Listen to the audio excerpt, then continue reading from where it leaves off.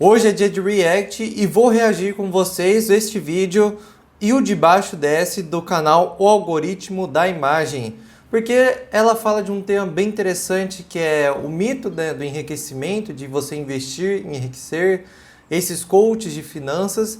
Então eu vou dar uma opinião aqui, né, no aspecto da economia. Lembrando que se você quer aprender economia comigo, direto dos livros que a gente vê na graduação, com nível de faculdade, só entrar para a Escola da Economia. Lembrando que 8 de setembro vou lançar o curso de matemática e assim que lançar o preço vai ficar mais caro.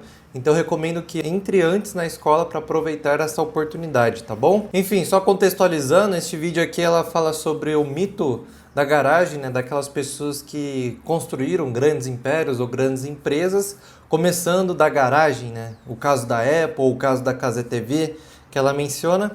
E no final do vídeo fala um pouco sobre investimentos, né, e o mito de enriquecer. Então eu acho um tema bem interessante aqui, vamos ver juntos, né? Que não tenha tido um suporte, mas dia após dia eu escuto que eu, um pobre coitado, posso investir dinheiro e viver de renda. E eu sonhava com isso. Durante o ensino médio, além de fazer o curso normal, eu também comecei a fazer o curso técnico em administração. Ali, com 16 anos, nas minhas aulas, eu conheci um mundo mágico em que você podia investir dinheiro e ficar rico, ou que, se você fosse eficiente o bastante, a sua empresa prosperaria. Muitos dos meus professores davam aula de roupa social e contavam sobre a sua longa trajetória no mundo corporativo, que era tão feroz e tão dinâmico. E por algum motivo, esse mundo corporativo, descrito como cobra comendo cobra, era celebrado, causava fascinação, não era criticado. Conheci ali a história do Pai Rico, Pai Pobre, aquele livro que foi um best-seller durante anos. Esse é o livro mais vendido, né? Se não me engano, é YouTube 2015, eu acho, por aí. Era bem famoso, né? Pai Rico, Pai Pobre, Napoleão Hill, Dale Carnegie, esses livros aí que a gente vê como best-seller de autoajuda. Aprendi e tomei como verdade absoluta que ter uma casa própria era coisa de pobre ignorante, porque sua casa é o seu maior passivo, como é dito no linguajar das finanças. É isso aí da casa própria. Até eu acho que eu caí um pouco nesse mito aí. Eu acho que só depende mesmo da situação e cada um vai ter um posicionamento. Se você vê uma boa oportunidade de financiamento, se os juros estão baixos e você pretende ficar no lugar, pode ser que vale a pena. Às vezes, se você é uma pessoa que gosta de se mudar muito também, pode ser que não compense e você vive mais de aluguel. Realmente vai depender de cada situação das pessoas. É comum a gente vê no YouTube, né, as pessoas quererem generalizar as coisas. Então, não, comprar casa é burrice ou alugar é burrice. Na verdade, não. É mais cada caso a caso. Até por isso que eu nem falo tanto disso, que é difícil falar desse tema, se vale a pena ou não, porque vai depender mais de você, né, da sua situação de vida. Não tem como eu criar uma regra geral para casos individuais. Ou seja, a sua casa só te dá gastos. Era melhor investir o valor da casa em alguma coisa. Eu aprendi que o sucesso estaria no seu dinheiro trabalhar por você. Eu fui convencido de que haveria um lugar no sol para todo mundo que soubesse ter inteligência e disciplina no mundo mágico dos investimentos. Entre as aulas, um professor me ensinou a usar o simulador da Bolsa de Valores feito pela revista Valor Econômico junto da Bolsa de Valores de São Paulo. Aquele dinheiro fictício aumentava e aumentava, mas, diferentemente de um jogo como Monopoly, aquela simulação estava conectada ao desempenho real do mercado das ações. Não era só um jogo, eu estava vendo a realidade. Em pouco tempo, os 100 mil reais de mentirinha foram multiplicados. As ações que o professor indicava realmente valorizavam. Aquele cassino me encantou e eu fui convencido de que ali seria feito o meu futuro de riqueza, bênçãos e prosperidade. Eu era aquele adolescente que dizia: Então, isso é um grande problema. Isso aí muita gente pergunta também, né? Se vale a pena investir na bolsa, se vale a pena não sei o que. E às vezes é tipo uma pessoa muito jovem, ou nem necessariamente, mas tem pouco dinheiro. A verdade mesmo que eu vi esse mercado por muitos anos, tanto no YouTube, até de outras empresas, até do meu antigo negócio, só vale a pena mesmo se você tem um patrimônio, tipo assim, realmente valores muito bons. Vamos supor, se você tem aí 100 mil para investir, 200 mil, 300 mil, e você ainda consegue mensalmente colocar mais uns 5 mil por mês, aí talvez valha a pena você buscar esses investimentos, que também é no longo prazo e retornos, assim, é uma jornada devagar. Não dá para fazer milagre, não dá para com 5 mil reais, 10 mil reais fazer isso multiplicar ou realmente valer a pena. Talvez existam outras formas. Nada supera você tentar ganhar mais dinheiro do que investir. Investir bem só vai começar a compensar quando você tem um grande patrimônio. Aí é mais fácil fazer dinheiro. Então, com grandes patrimônios, você consegue fazer dinheiro considerável, né? Com investimentos, né? Mas eu tô falando realmente de 200, 300, 500 mil, 1 milhão de reais.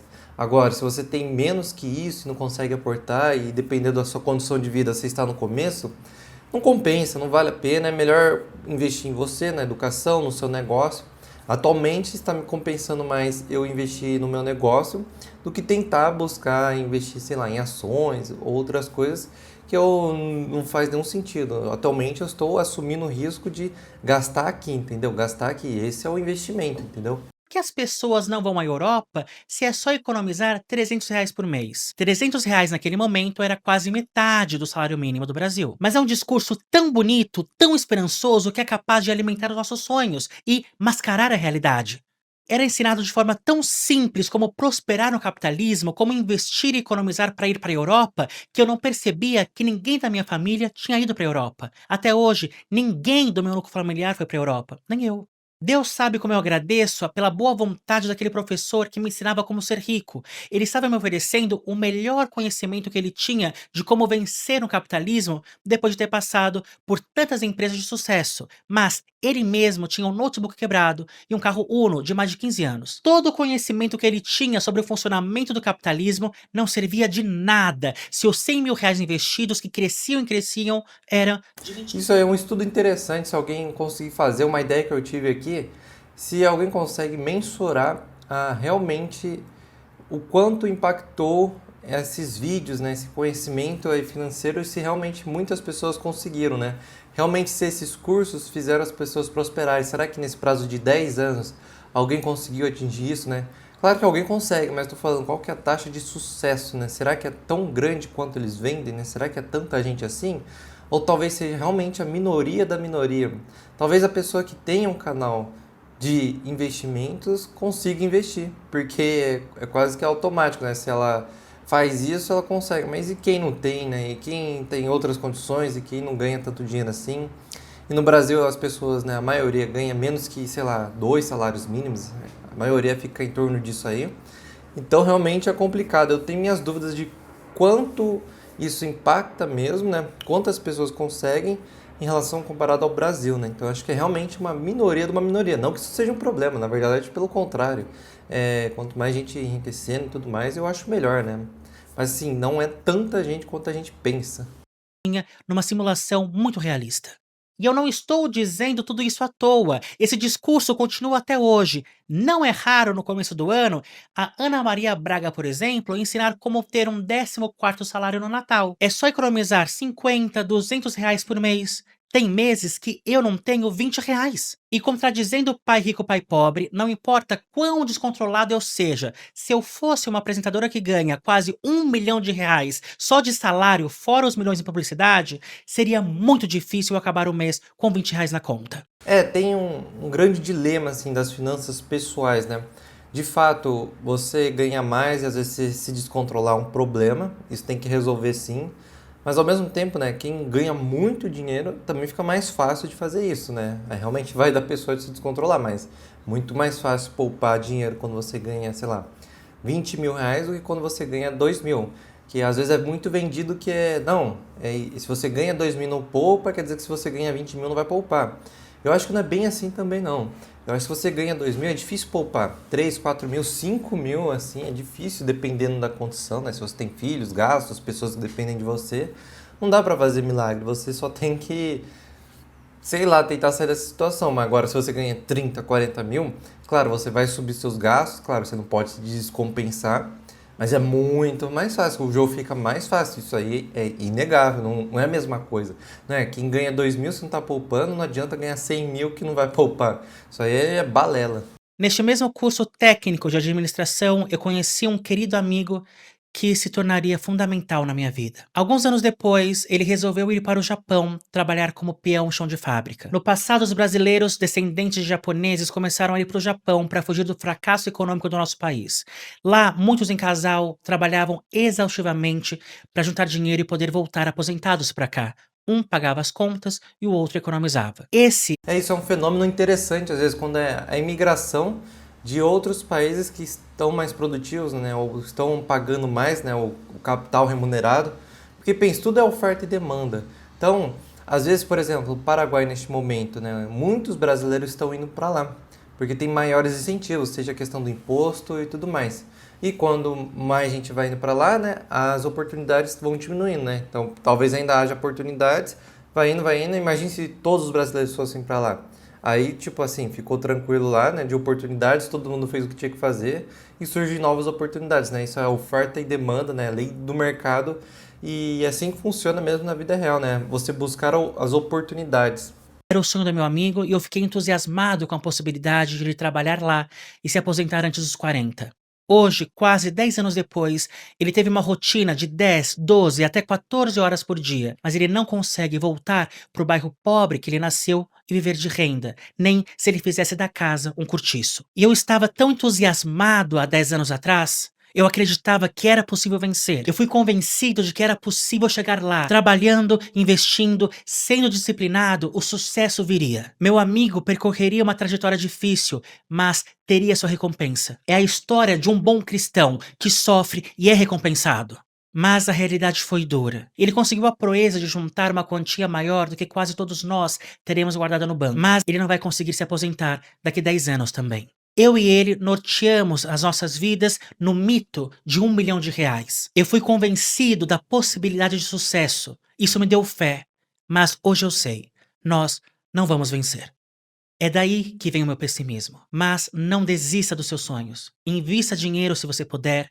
Faça uma previdência privada se você conseguir. Cuide de você e dos seus. Mas saiba que as cores da realidade são bem menos bonitas do que os coaches de finanças dizem. Isso é verdade, no fim, tudo depende de você se salvar. Eu realmente sou bem descrente com, não, alguém vai te ajudar, o governo vai te ajudar. Claro, se isso acontecer, beleza, né, melhoras, mas se não, você tem que ser bem realista e bem pessimista com as coisas de alguma forma tentar se ajudar. Eu, por exemplo, né, nem vejo mais canais de finanças, eu parei completamente e, honestamente, não sinto falta. Realmente não muda muita coisa na minha vida, não.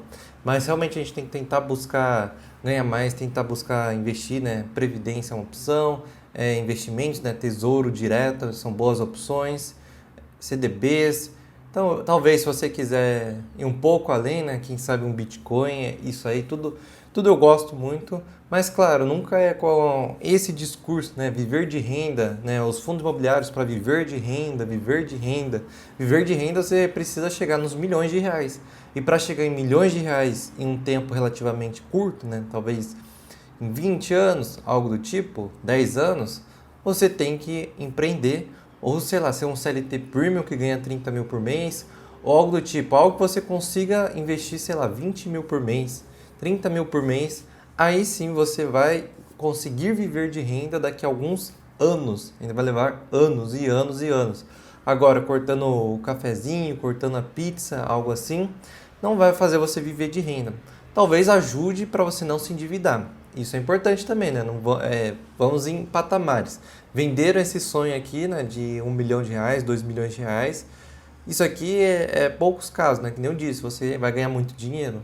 Agora, para a maioria das pessoas que está aqui, que tudo bem, também não é um problema, aí é mais para tomar cuidado para não se endividar, não fazer decisões financeiras ruins, algo que prejudique você e aos outros. Então, é um meio termo, né?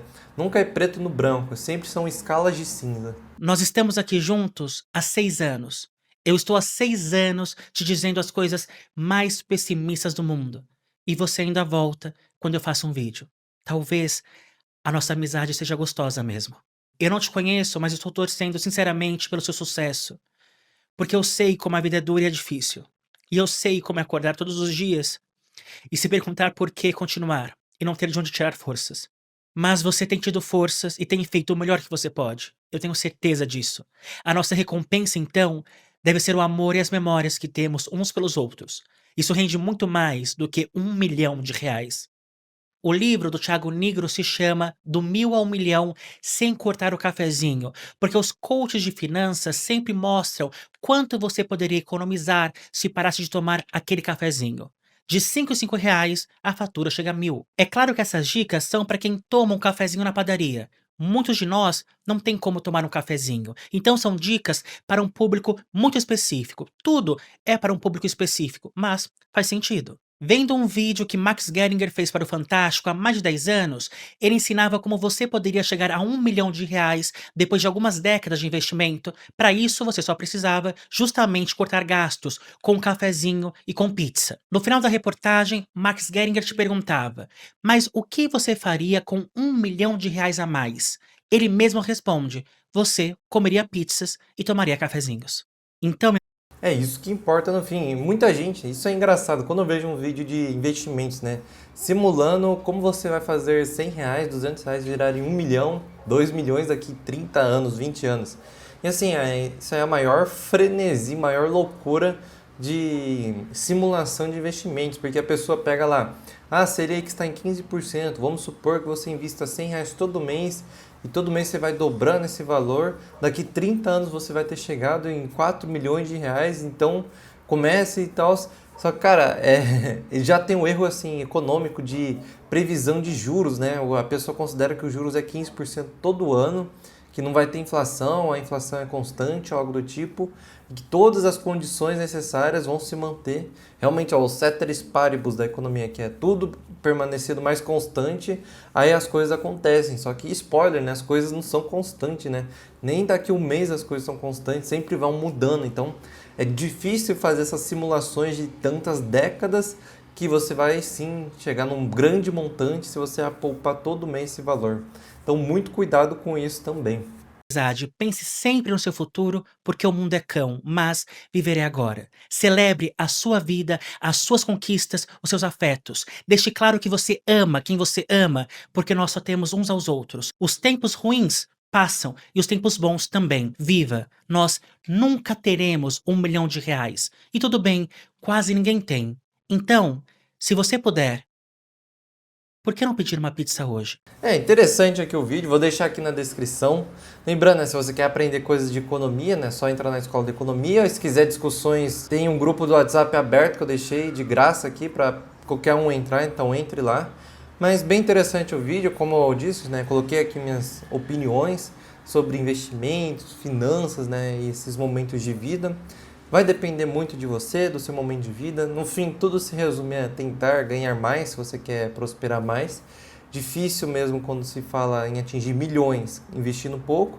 Investir pouco serve para te ajudar, né? Ter um conforto financeiro, uma reserva, não ter dívidas é importante, né? E esse básico aqui. Agora, quando a gente fala de viver de renda, a gente só pode falar mesmo de pessoas que ganharam muito dinheiro. Todo mundo que vive de renda é quem ganhou muito dinheiro, ou seja, ou quem é realmente um CLT premium, um grande liberal, né, ou um grande empresário. Só são esses casos. Não tem como você viver de renda investindo 200 reais, 300, R$ 1.000 por mês. Aí realmente não tem como, tá bom? Espero que tenha gostado. Veja os próximos vídeos aqui. Te espero até a próxima.